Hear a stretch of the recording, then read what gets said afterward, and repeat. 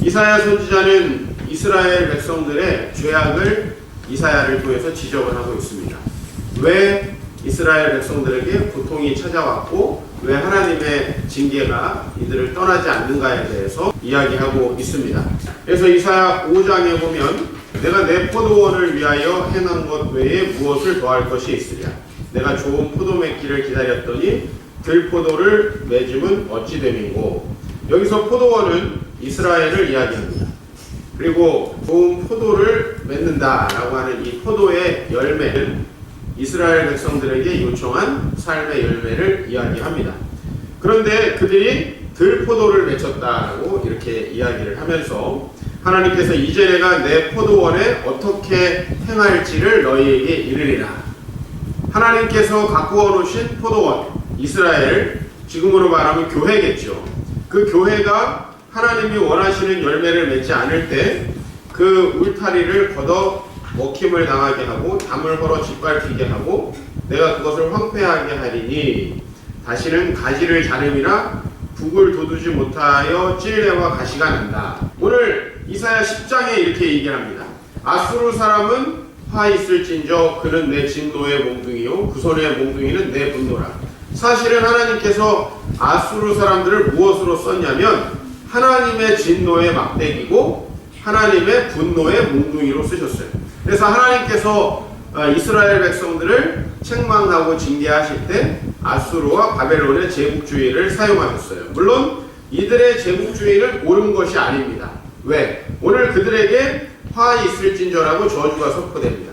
그러나 적어도 아수르와 바벨론이 그 자신들의 죄악을 아무데나 쏟아붓지 않는다는 거죠. 그 죄악들을 바로 하나님의 백성들의 경건치 않음을 심판하는 일에 사용하게 되었다라고 하는 것입니다. 다소 우리에게 좀 이 일이 부당하게 들릴지도 모르겠습니다. 그러나 하나님을 떠난 이 세상 사람들의 삶의 방식은 제국주의입니다. 내 것을 넓히기 위해서 다른 사람 것을 빼앗는, 이제 더 이상 국가가 다른 국가를 침략해서 빼앗는 것은 어려워졌지만 이제 기업이라는 형태로 많은 나라에서 그 나라를 빼앗는 일이 벌어지고 있죠. 소위 말하는 다국적 기업, 또 여러 대기업들이 골목상권을 침해하고 다국적 기업이 다른 나라의 시장들도 다 침해하는 상황이 됐습니다. 이것을 또 하나의 침략으로 또 국가적인 위기로 볼 수 있는데 바로 과거에는 아예 전쟁을 일으켜서 그 나라의 주권을 빼앗는 일들이 서슴지 않고 일어났다라는 것이죠. 그래서 이것이 바로 하나님의 계획이었다는 거예요. 물론 여러분, 하나님의 계획은 하나님의 아수르와 바벨론에게 힘을 주어서 이스라엘을 짓밟게 했다는 게 아닙니다. 아수르와 바벨론은 자신들의 욕망을 가지고 자기 나라를 넓히기 위해서 죄를 저질렀다는 겁니다. 그러나 그 죄를 통해서 하나님은 자신의 뜻을 이루고 계신다라는 것이죠. 그러므로 이 죄의 원인은 하나님이 아닙니다만 이 죄의 원인은 아수르 사람에게 돌려주고 있습니다만은 그 결과는 이스라엘 백성에게 하나님의 징계라는 형태로 나타났다는 겁니다. 하나님께서 하시는 징계의 목적은 이스라엘 백성을 멸망시키는 것이 아닙니다. 하나님께서 이스라엘 백성을 멸망시키기 위해서 징계를 주실 거라면 애시당초 그들을 부를 필요도 없습니다. 하나님께서 그들을 징계하고 깨닫게 하시는 이유는 하나님이 그들을 통해서 이 세상을 구원하기 위해서입니다. 하나님이 예수를 우리에게 보내시고 우리가 예수님을 믿어서 교회 공동체를 이루게 하신 것은 이 교회 공동체를 통해서 이 세상을 회복하고 구원하시기 위함입니다. 그러나 그 교회 공동체가 그리고 그 교회 공동체의 개개인이 이기심과 탐욕으로 하나님의 계획을 도외시하고 바리새인들처럼 자신들이 교회 나와서 자신들의 종교적인 의무를 다하는 데만 힘쓴다면 이 교회는 분명히 하나님의 징계와 심판하에 있게 될 수밖에 없다는 것입니다. 왜냐하면 그렇다면 그 교회는 스스로 깨달아서 자생력을 가지지 못할 것이기 때문에 그렇죠. 그러므로 이사야 40장에서부터 하나님의 진짜 계획이 드러나요. 우리가 조금 전에 몇 장을 인용했죠? 5장과 10장을 인용했습니다. 뭐 다른 말씀들도 좀 인용하면 좋지만 시간이 없으니까 40장으로 이제 가서 40장은 그 어조가 새롭게 바뀌고 있다는 것이죠. 오늘 40장 말씀을 보니까 너희의 하나님이 이르시되 너희는 위로하라 내 백성을 위로하라. 조금 전까지 하나님의 징계와 심판의 대상이었던 그 백성이 다시 위로받아야 하는 대상으로 변하고 있습니다. 그리고 40장 2절에 이렇게 말씀합니다. 한번 같이 읽겠습니다. 시작. 너희는 예루살렘의 마음에 가도록 하며 그곳에 외치라. 그 노력의 때가 끝났고 그 죄악이 사함을 받았느니라. 그의 모든 죄로 말미암아 여호와의 손에서 벌을 받았느니라. 네, 오늘 하나님께서는 이사야를 통해서 그 노역의 때가 끝났다. 그리고 그들의 죄악이 사함을 받았고 그 죄로 말미암아 여호와의 손에서 벌을 이미 배를 받았다. 즉 이게 무슨 얘기냐면 뭐 죄 사함을 받았다는 게 야 이제 죽으면 천국 간다 이런 얘기가 아니고 하나님께서 어느 시점까지 이스라엘 백성을 징계하셨고 이제는 그 징계를 풀고 다시 그들을 통해서 하나님의 계획을 이루어 가시겠다라는 것이죠. 즉 여러분이 하나님의 부르심을 받았는데 그리고 하나님이 많은 재능과 달란트를 여러분에게 주셨는데 여러분이 그것을 가지고 하나님의 계획을 따라 살기를 거부하였을 때 하나님은 일종의 고통의 시간을 주신다는 것입니다. 그리고 그 고통의 시간의 끝에 고통의 시간을 끝내시고 하나님의 뜻을 우리를 통해서 다시 이루어 가신다는 거죠. 그래서 오늘 여기 보면 노역의 때가 끝났다라고 이야기를 합니다. 이 노역이라는 말이 이제 우리에게 오늘 가장 중요한 말인데요. 이 노역은 히브리 말로 자바라고 하는 단어입니다. 근데 이 단어는 원래는 무슨 뜻이냐 하면 전쟁이나 전쟁의 군인으로 복무하는 시간을 이야기합니다. 이 노역의 때라고 하는 것은 원래 내가 전쟁에 복무하는 시간이에요. 우리 다 남자분들 군대에 다녀오셨죠. 그러나 우리 때에는 전쟁이 일어나진 않았습니다. 전쟁이 일어나는 그 시기에 내가 군인으로서 복무하는 때를 노역의 때라고 하는데 여러분 이 노역이라고 하는 것을 영어 성경이 여러 가지로 번역을 해요. 가장 직역을 하는 성경은 warfare라고 하고 또 hard service라고 해요. 그래서 아주 힘들게 군복무를 한 것, 또 그 내가 뭔가 전쟁에 참여한 것을 이야기하고 이것을 조금 완곡하게 요즘 여러분이 가지고 다니는 NIV 성경이나 이런 최신의 성경들은 좀 완곡하게 번역을 해요. 그래서 저 노역의 때를 time of suffering, 고통당하는 시기, 뭐 이런 식으로 번역을 합니다. 한글 성경으로는 이 우리 개역 개정은 노역이라고 했고 또 예전 성경은 복역이라고 한 그 성경도 있어요. 이 복역이라고 하는 말은 무슨 의미죠? 군대가 아니라 이건 약간 감옥에 갔다 온 것 같은 느낌을 주죠. 복역이라는 말은 나에게 어떤 일종의 죄에 대한 뭐예요? 죄를 내가 심판받는 기간을 복역이라고 얘기하죠. 그리고 아예 이것을 싸움이라고 번역을 하기도 했습니다. 오늘 중요한 건 뭐냐면은 이 노역의 때라는 것이 전쟁과 고통의 시기라는 거예요. 전쟁과 고통의 시기. 왜 그러면 하나님은 이스라엘이 징계당하는 이 시간을 고통과 전쟁의 시기라고 이야기를 했을까요? 그것은 바로 하나님을 떠난 인간이 하나님의 내버려 두심을 통해서 자신들의 죄의 대가를 치르는 거예요. 즉 우리의 삶은 하나님이 개입하셔서 변화시켜 주시지 않는 한 우리가 자연스럽게 모여서는 싸움과 다툼과 전쟁이 일어날 수밖에 없어요. 신이 저주를 내린 것이다 이렇게 얘기하는데 그렇지 않아요. 우리가 하나님을 떠나서 서로 사랑하지 못하며 만나면 모든 만남이 전쟁과 고통의 시간입니다. 모든 만남. 왜? 서로를 사랑하지 못하는 사람들이 함께 만나서 어떻게 평화를 이룰 수가 있습니까? 분명 강한 자가 약한 자를 짓밟을 것이고 또 서로의 자기의 이기적인 욕망을 추구하려다가 싸우게 되겠죠. 이런 고통의 시기, 즉 우리 인간이 하나님의 말씀을 지키지 않고 스스로 자기의 힘으로 뭔가 좋은 세상을 만들어 보려고 할 때 바로 그 결과는 탐욕의 싸움이었어요. 이스라엘 백성들의 결과를 보십시오. 사사기는 여러분들 아주 평화롭지 않은 책으로 여러분에게 아마 각인되어 있을 것입니다. 죄를 짓고 하나님의 징계를 받는 그 연속적인 이야기들이 있죠. 이 사사기 안에는 하나님의 백성이 이방인들을 하나님의 통치 가운데로 이끄는 영적 싸움을 하지 않고 이스라엘 백성이 스스로 싸우고 있는 장면을 보여줍니다. 오늘 20장에 보니까 베냐민 자손이 그의 형제 이스라엘 자손의 말을 듣지 않고 도리어 기브아에 모이고 나가서 이스라엘 자손과 싸우고자 하니라. 오늘 베냐민 지파와 이스라엘 나머지 11지파는 형제입니다. 같이 힘을 모아서 주님 나라를 이루어가야 되는 사람들입니다. 그러나 이들이 서로의 탐욕을 위해서 싸웠다는 것이죠. 여러분, 이렇게 우리가 하나님의 소명에 분명해지지 않으면 우리는 서로 싸울 수밖에 없습니다. 한번 이런 비유를 들어보죠. 실미도라는 영화가 있습니다. 제가 청년 사역을 할 때 청년들하고 봤던 한 2개 영화 중에 하나예요. 근데 그 실미도라는 영화에 보면 처음에 그 군인들이 정말 원래 세상의 불황자들 여러 정말 주민등록 말소시켜도 괜찮은 사람들을 불러 모으죠.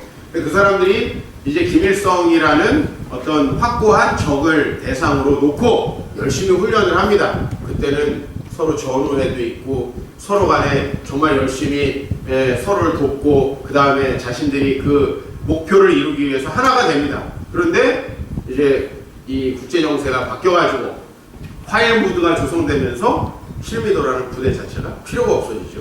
더 이상 김일성이라는 적을 죽일 필요가 없어지게 된 겁니다. 그 다음에 우리 군인들끼리 어떤 일들이 일어납니까? 서로 싸우고 다투고 가서 민간인들 가정에 방문해서 성폭력을 행하고 그런 일들이 그 영화에 나옵니다. 여러분, 이 영화가 그 지점이 굉장히 많은 걸 시사해줘요. 우리가 하나님의 사명을 가지고 나아가지 못하면요, 우리 가정이 남편과 아내와 자식들이 서로 자기의 이기심을 바라는 그런 전쟁터, 싸움터가 돼요. 우리가 함께 하나님의 일을 하지 않으면 우리 교회가 서로 간에 싸우고 다투는 곳이 됩니다. 여러분이 하나님의 사명에 충실하지 않은 그 자체가 여러분의 삶을 노역의 때로 만든다는 사실을 꼭 기억해야 돼요. 무슨 죄를 특별히 짓고 무슨 악한 일을 저질러서가 아닙니다.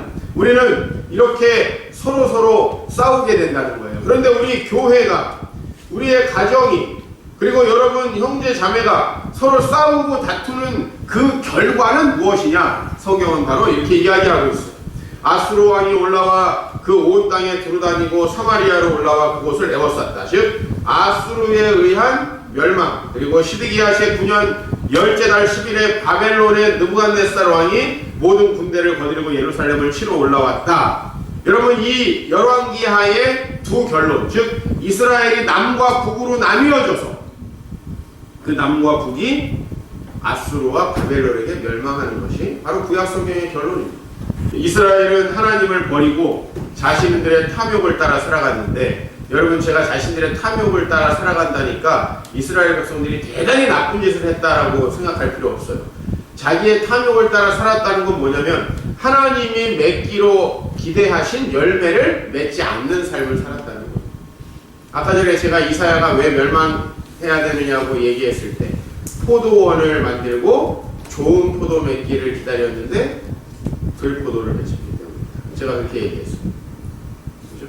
그 사명에 충실하지 않은 삶 자체가 저와 여러분들을 부르신 하나님의 목적에 맞지 않고, 여러분들이 교회 열심히 나온다고 자부심이 있습니까? 주일날 안 빠진다고? 우리가 주일날 아무리 열심히 나온다고 해도, 우리가 아무리 종교적인 의무를 다한다고 해도 하나님이 여러분에게 맺기로 계획하고 계시는 그 열매를 맺는 삶을 살지 않는다면 그것은 우리를 노역의 때로 이끈다는 사실이에요. 그러나 우리가 이렇게 노역의 때를 겪고 있더라도 오늘 주님을 신실하게 기대하는 분들이 여러분들 중에 계시다면 오늘 여러분들 제 말씀을 잘 들어보십시오. 여러분들이 하나님을 사랑하고 이웃을 사랑하는 그 삶을 깨트리고 과거에 살았을지라도 오늘 하나님께 돌아와서 정말 새로운 삶을 살아가기로 기대하고 소망하고 있다면 이 말씀을 잘 들어보십시오. 여러분의 노역의 때는 끝날 것입니다. 여러분의 죄는 사해질 것이고 여러분은 새로운 삶의 기대를 다시 갖게 될 것입니다. 오늘 이 이사야의 말씀을 우리 민족의 노역의 때로 한번 적용을 해보겠습니다. 우리 민족은 과연 이 전쟁과 고통의 시기를 겪고 있지 않습니까? 여러분, 세계에서 가장 전쟁과 고통의 시기, 민족의 상잔의 시기를 끝내지 못하고 있는 민족이 우리 민족입니다.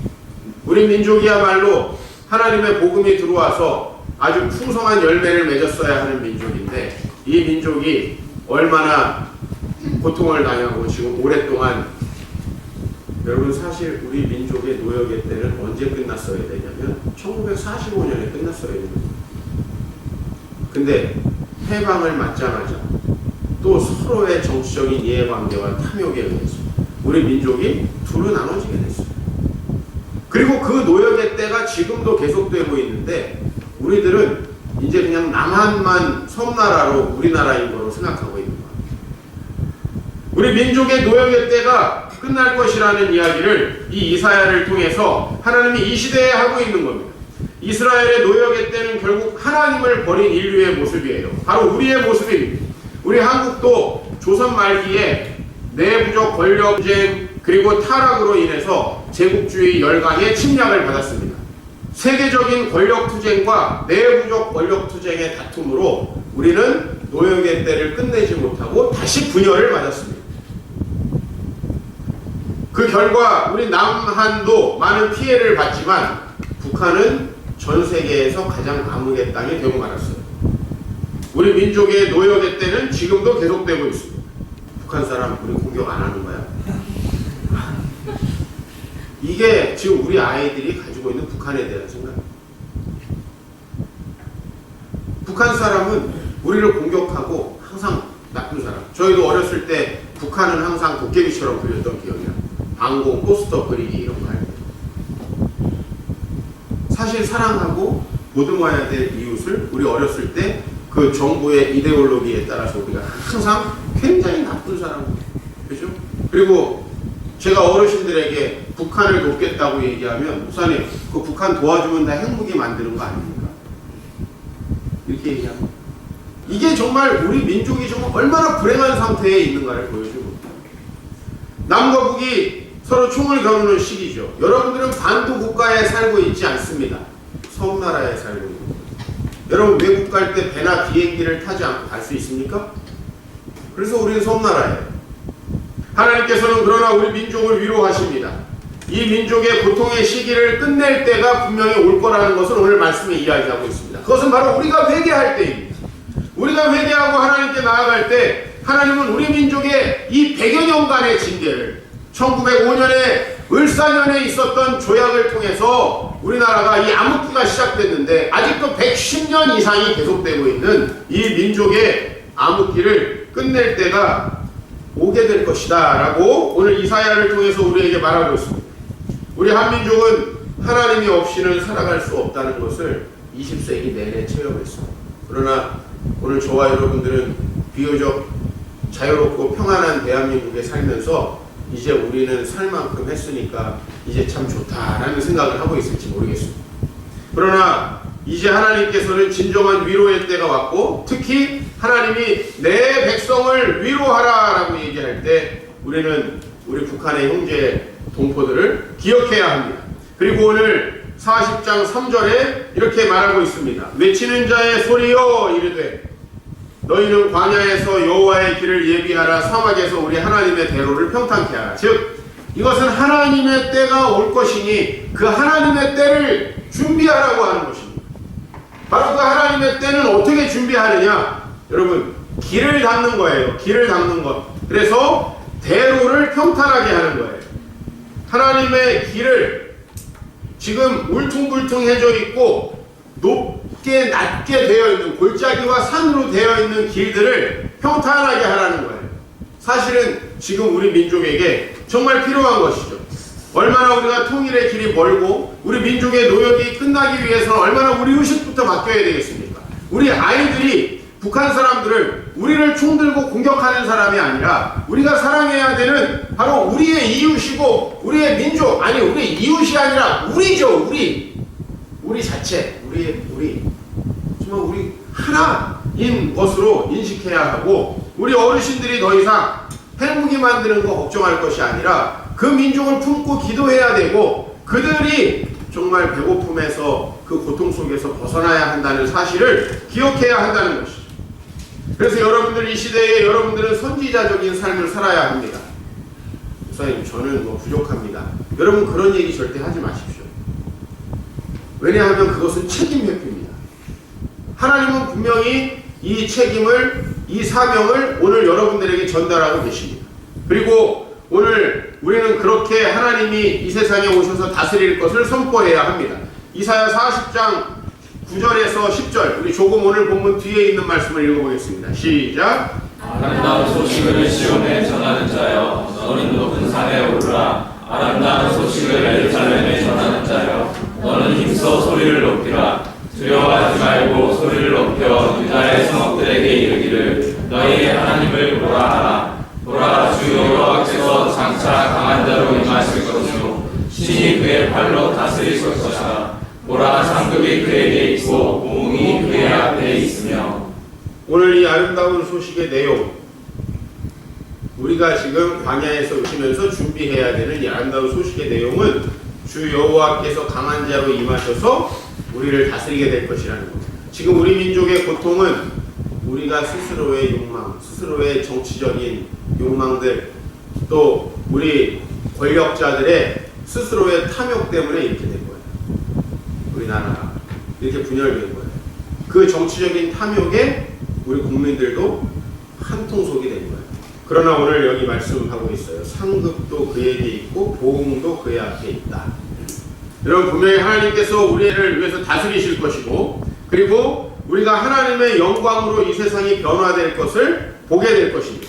오늘 이사야 40장 5절 우리의 읽었던 본문에서 여호와의 영광이 나타나고 모든 육체가 그것을 함께 보리라.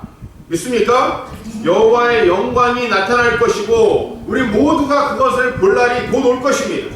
하나님께서 일하시는 것을 볼 그때가 올 것입니다. 이때 아마 이 일을 준비하고 광야에 외치는 자의 소리로 살았던 사람들에게는 이제 참 기쁨과 보람이 있을 것입니다. 그러나 여러분들 이런 사명들을 망각하고 여전히 개인적인 욕망을 따라 살아가는 사람들은 아마 이때 하나님의 보응과 노역의 때가 시작될 것입니다. 우리 북한의 현실을 보고 아파하고 고민해야 합니다. 그리고 그들에게 제가 지난주에 여러분 말씀드렸던 희년을 선포하기 위해서 구체적으로 움직여야 합니다. 하나님의 영광이 어떻게 그들에게 나타날 수 있을 것입니까? 우리 기도해야 하고 구체적으로 우리의 적은 물질들을 모아서 준비해야 하고, 그리고 그들을 위해서 무엇을 할 것인지 연구하고 또 우리 의식들을 바꿔가야 합니다. 우리 주일학교에서 북한을 잘 설명해 주십시오. 우리 선생님들 잘 설명해 주십시오. 우리 어르신들 일부 매체들만 보고 북한 맨날 핵무기만 만드는 것으로 생각하지 마십시오. 속히 통일되어야 하고, 그리고 북한의 정권이 무너지게 되었을 때 우리가 얼마나 많은 희생을 해야 되는지 알고 미리 기도하고 준비해야 합니다. 그들은 우리가 버려야 할 대상이 아니에요. 선택해야 될 대상이 아니에요. 우리가 함께 해야 되는 대상이 우리 이웃입니다. 우리가 다른 나라를 섬기면서 북한을 섬기지 못한다면 얼마나 어불성설이에요. 그렇죠? 가정을 돌보지 못하면서 남을 돌본다. 이게 어불성설이죠. 우리의 식구들을 돌봐야 하고 그들에게 하나님의 희년이 선포되어야 합니다.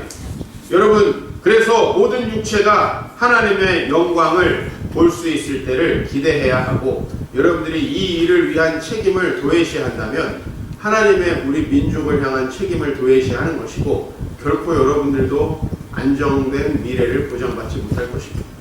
지금 점점 더 우리 남한이 넛크래커 현상이라는 현상에 지금 직면하고 있어요.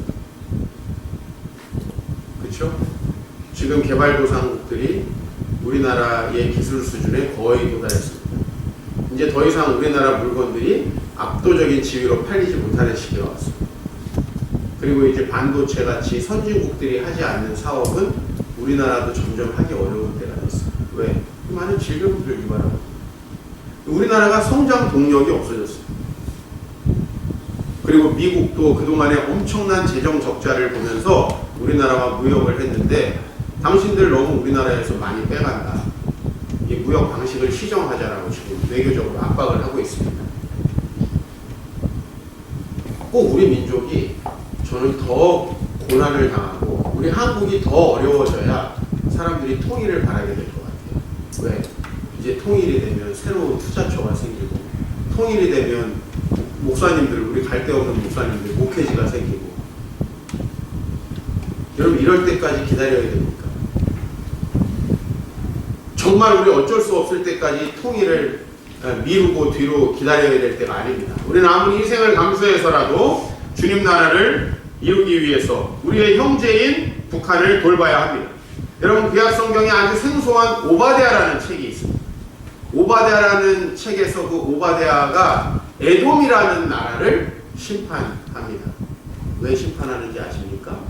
에돔은 이스라엘과 피가 섞인 형제 국가예요.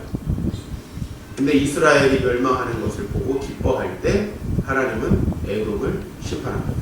너가 형제를 돕지 않았다. 형제가 고난을 당할 때 웃었다 라고 하면서 에돔의 심판을 지적합니다. 여러분, 우리가 지금 잔치하고 있을 때가 아닙니다. 우리가 우리 형제들을 바라보지 않으면 에돔이 받은 심판, 오바댜에게 받은 심판을 우리도 받을 수 있다는 것입니다. 하나님께서는 그 백성을 위로하라고 하십니다. 북한이 어떤 땅입니까? 언더우드 선교사님과 하디 선교사님이 원산과 평양에서 대부흥운동을 일으켰던 땅입니다. 그때 당시에 남한의 선교적 열매는 미미할 때 언더우드 선교사님과 하디 선교사님이 북한에서 큰 부흥을 이루었습니다. 북한이 우리보다 더 영적으로 뜨거웠던 때가 있었다는 것입니다. 지금 사실은 우리가 소속해 있는 노예가 평양 노예입니다. 원래 북한에서 내려온 사람들이 그 북한에 다시 교회를 재건하기 위해서 만든 노예입니다. 북한의 부흥운동은 세계 10대 부흥운동으로 일컬어져요. 그러나 일제, 그리고 공산 독재자들, 그리고 제국주의 열강들, 미소, 중국, 이 일본 열강들에 의해서 지금 우리나라는 참혹한 노역의 때를 보내고 있습니다. 이 노역의 때는 우리 민족의 오랜 우상숭배와 지금도 여전히 끝나지 않고 있는 정쟁의 대가예요. 난 우리나라 정치권을 보면 너무나 한심스럽습니다. 이번 선거 때도 나는 양쪽에서 들은 얘기가 세 쪽이죠. 저쪽들이 잘못하고 있으니까 우리를 찍어줘라, 이런 얘기밖에 나는 기억이 안 나요. 뭘 하겠다는 얘기는 전혀 없어요. 저쪽이 나쁜 놈이니까 우리를 찍어달라. 그래서 항상 심판론이죠. 정권 심판론, 야당 심판론, 박근혜 심판론. 여러분, 우리가 이렇게 여전히 정쟁밖에 하지 않고 있어요. 그러니까 이 사람들은 분명히 하나님의 뜻이 통일이라도 자신들의 정권 유지에 도움 안 되면 통일 안 할 사람들이에요. 그런 사람들이 우리 정치권입니다. 아무리 죄를 지은 사람들도 온전히 심판하지 못하고, 아무리 죄가 없는 사람도 정치적인 움직임에 의해서 심판할 수밖에 없는 것이 지금 우리의 정치권이에요. 그러나 교회는 더 이상 그래서는 안 됩니다. 우리 교회가 모습을 회복해야 합니다. 그리고 광야에서 여호와의 길을 예비해야 합니다. 할렐루야. 제가 통일이 되면 어떤 일이 있을지에 대해서 좀 이사야 선지자의 관점으로 생각을 해보았습니다. 먼저 통일이 되면 북한의 굶주림이 사라지고 인권 탄압이 사라지게 되겠죠. 물론 또 다른 문제들이 일어날 것입니다만 지금 북한을 억압하고 있는 많은 문제들이 해결될 것입니다. 특히 북한 주민들이 주체사상의 노예에서 해방되고 복음을 듣게 될 것입니다. 북한 형제의 말을 빌으자면 북한 사람들이 예수를 믿기 훨씬 좋다, 그런 좋은 정신구조를 갖고 있다. 한국 사람들은 예수를 믿으면서도 뒤를 보니까 다 돈을 믿는데, 북한 사람들은 정말 주체사상 김일성만 믿어왔기 때문에 김일성에다가 딱 빼고 예수를 집어넣으면은 아주 기독교를 쉽게 받아들일 수 있는 정신구조를 갖고 있다. 이거 내가 성경 가르치러 북한 사람들에게 갔다가 북한 사람들에게 들은 얘기예요. 남조선 사람들은 성경 읽을 준비가 안 돼 있대. 성경 읽어도 다 돈, 자기 소원을 이루는 것밖에 모른다. 맞아요? 우리 선배들의 설교가 정말 그랬습니다. 그러나 지금 북한 사람들은 김일성이 아니고 예수였구나 라고 하는 것을 알게 된다. 통일이 되면 북한의 제2평양의 대부흥운동, 제2원산 대부흥운동이 일어나겠죠. 엄청나게 많은 그리스도인들이 생길 텐데 지금 우리나라는 이제 점점 선교사 지망생이 줄어들고 있습니다. 목회자 지망생도 현격하게 줄어들고 있습니다. 지금 한국의 이제 메이저 신학교들의 실질 경쟁률이 1대1에 육박하고 있습니다. 신학교를 가시려면 지금 가셔야 돼요. 왜? 고생하기 싫은 거예요. 근데 제가 북한 분들을 만나서 느낀 게 뭐냐면, 야, 이 사람들은 복음을 주면 반만 해결되면 돼요. 반만 해결되면 무슨 일이든지 할 수 있는 게 지금 북한 분들의 이 마인드예요. 밥 한 끼 먹으러 두만강을 건너서 DMZ의 이 총알을 피해가지고 넘어왔는데 무슨 일을 못하겠냐 이거예요. 북한의 부흥운동이 일어나면 아마도 엄청난 선교의 역사가 일어날 겁니다. 한국교회에서 통일을 준비하던 보이지 않던 구루터기들이 복음의 열매를 맺고, 이제 그렇게 북한이 열리게 되면 이제 우리나라가 철도의 시대가 열려요.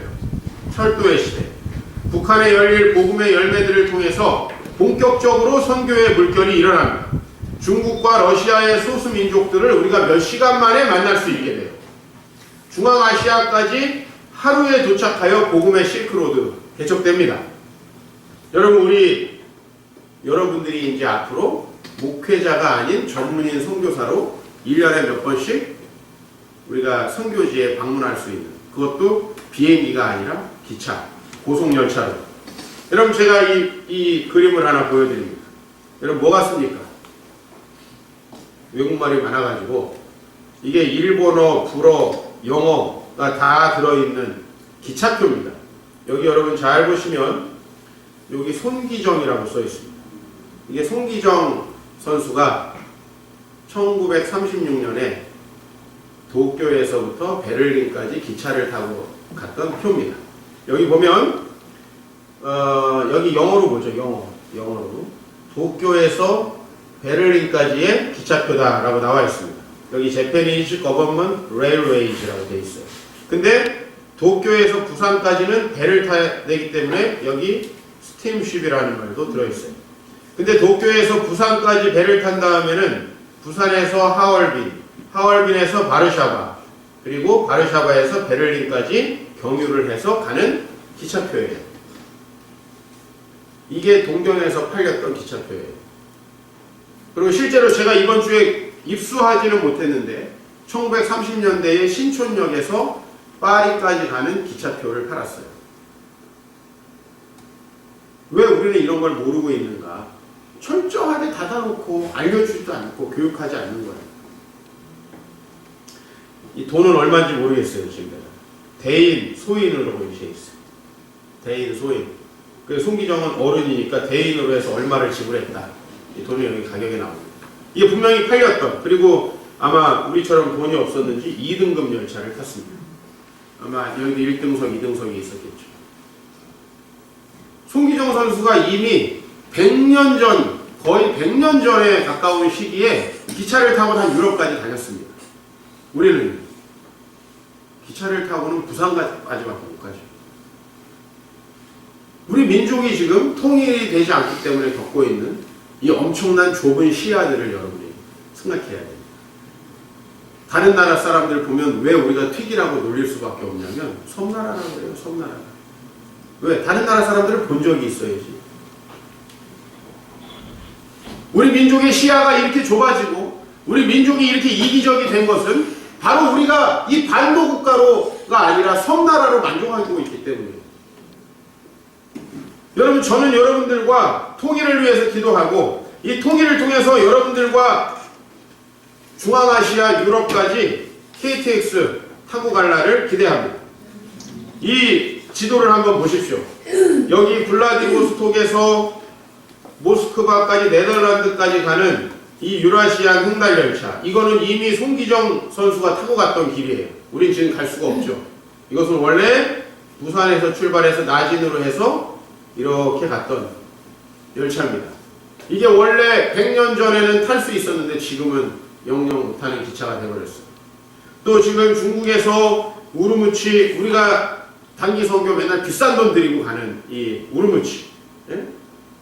그리고 여기 카자흐스탄을 거쳐서 동유럽을 거쳐서 가는 이 정말 선교의 실크로드입니다.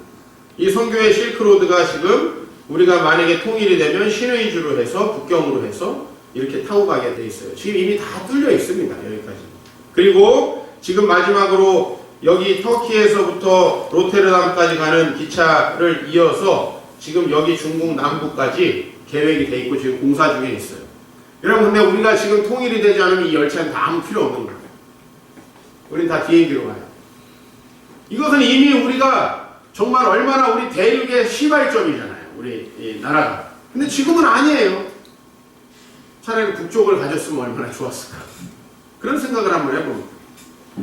여러분, 우리가 이런 나라에 살고 있는데도 불구하고 우리는 우리나라에 만족하고 우리 형제들을 외면하고 있으면 안 됩니다. 이렇게 우리가 통일이 되면 중앙아시아와 무슬림 그리고 복음이 죽어버린 유럽까지 복음의 물결을 일으킬 수 있습니다. 지금 데이비드 게리슨이라고 하는 선교사가 크리스체너티 프리미어 크리스체너티 6월호에다가 기고한 최근의 잡지를 보면 2016년 6월호예요. 요번 달 거. 2000년 이후에 800만 명 정도의 무슬림이 개종됐다는 거예요. 지금 우리나라는 할랄 산업 들어오면 안 된다. 이슬람 절대 반대. 여러분, 우리 그럴 때가 아니에요. 이슬람이 우리나라에 들어왔을 때 그들을 복음을 전할 생각을 해야지 무조건 막고 시위하고 우리나라에 들어오면 안 된다. 이거 도널드 트럼프랑 뭐가 다른 생각입니까? 멕시코에 장벽 치겠다. 멕시칸들 다 강간범이니까 내보내겠다 하는 도널드 트럼프가 지금 미국의 대선 후보가 됐는데 이슬람 아웃 다 나가라. 동성애자 다 나가라. 이렇게 시위하면 그 사람들 어디로 갑니까? 그 사람들을 복음으로 변화시킬 준비를 우리가 해야 됩니다. 그리고 우리도 이제는 북한과 통일되어서 중앙아시아로 나갈 수 있는 길이 속히 열려야 한다는 것이. 시베리아의 소수민족, 이 시베리아에 엄청난 소수민족이 살고 있습니다. 이 소수민족들에게 우리가 기차로 몇 시간이면 도착할 수 있을 때가 얼마나 있으면 열려요. 우리 한국의 시야를 좀 넓힐 수 있고 해외에 진출한 무슬림들 세계화의 상황에서 언제까지 맞겠어요. 그죠? 우리는 뉴욕에 제가 이번에 갔던 디트로이트에도 엄청나게 큰 무슬림 사원이 있어요. 그걸 걱정할 게 아니에요. 우리가 그보다 훨씬 더 많이 나가서 그들을 선교해야 되고 그리고 이 자본주의 사회로 들어온 무슬림들을 복음으로 전도할 준비를 해야 됩니다. 더 열린 사고를 가져야 돼요. 그래서 여러분의 삶이 희년을 선포하는 삶이 되길 원하고 통일을 준비하는 삶이 되길 원합니다. 그러면 우리 민족을 통해서 아마 엄청난 세계 선교의 불길이 일어날 것이고 지금 유럽 교회가 죽어가고 있는 거 전 세계가 다 알고 있는 사실이에요. 그러나 우리 송기정 옹의 길을 따라서 로테르담까지 갈 수 있습니다. 기차로 하루 이틀 걸리면 충분히 갈 수 있어요. 이제 우리 비행기 타가지고 괜히 막 착륙할 때 잘할까 걱정할 필요 없어요. 그 땅을 보면서 기도하면서 우리 얼마든지 중앙아시아와 유럽으로 갈 수 있는 때가 열립니다. 이게 바로 우리 민족을 통해서 하나님이 가지고 있는 이 놀라운 구원의 때, 이제 노역의 때가 끝나고 하나님의 구원이 임할 때라는 것입니다. 저와 여러분이 이런 놀라운 하나님 나라의 꿈을 꾸고 저와 함께 우리 교회를 통해서 뭔가 이룰 수 있는 일들을 소망하고 함께 기도하고 동역하게 되기를 주의 이름으로 축원합니다.